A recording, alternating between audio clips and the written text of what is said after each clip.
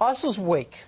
I know it doesn't look like that right now, but it's the truth. And they don't want you to know it, which is why it's something we should talk about.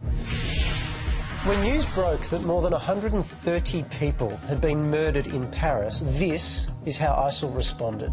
A group of believers from the soldiers of the Caliphate set out targeting the capital of prostitution and vice, the lead carrier of the cross in Europe, Paris. And really, there's no doubt that this was an Islamist terrorist attack, probably executed under ISIL's flag. What we don't know yet is if the attack was planned, ordered or funded by ISIL's leaders in Syria, because the problem is, this is what ISIL do. They take credit for any act of terrorism on Western soil so that they appear bigger and tougher than they actually are.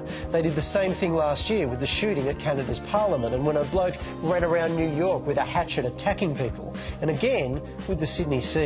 There has been some suggestion that is an ISIS flag. ISIL didn't control these guys. They were DIY terrorists who recruited themselves, but ISIL don't want you to know that. How do I know? Because ISIL told us they don't want you to know that in their monthly magazine. In October last year, they wrote this: "It is important that the killing becomes attributed to patrons of the Islamic State who have obeyed its leadership. This can easily be done with anonymity. Otherwise, Crusader media makes such attacks appear to be random killings." Every time an attack happens, and they do claim it, you know, they're headline news around the world. There's a reason ISIL want to appear so powerful, why they don't want to acknowledge that the land they control has been taken from weak enemies, that they're pinned down by airstrikes, or that just last weekend they lost a significant part of their territory. They really don't have the capacity to hit back against the combat aircraft of the West. ISIL don't want you to know they would quickly be crushed if they ever faced a proper army on a real battlefield. They want you to fear them. They want you to get angry. They want all of us to become hostile, and here's why. ISIL's strategy is to split the world into two camps. It's that black and white. Again, we know this because they told us. Last year, they declared there is no grey zone in this crusade against the Islamic State. The world has split into two encampments, one for the people of faith, the other for the people of disbelief, all in preparation for the final Great War. They want to start World War III, a global war between Muslims and everyone else. That's what they want to create.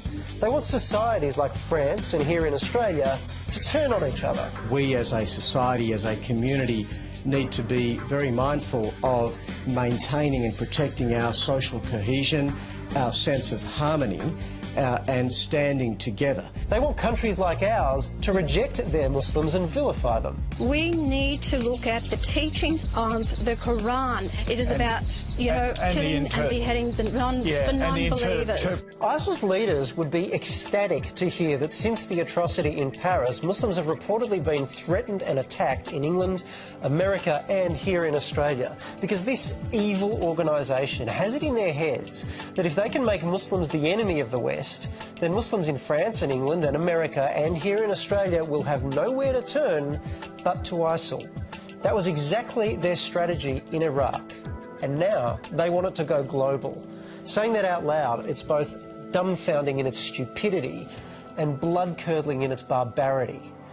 We're all feeling a million raging emotions right now. I am angry at these terrorists. I'm sickened by the violence, and I'm crushed for the families that have been left behind. But you know what? I won't be manipulated. We all need to come together. I know how that sounds. I know it's a cliche, but it's also true, because it's exactly what ISIL doesn't want.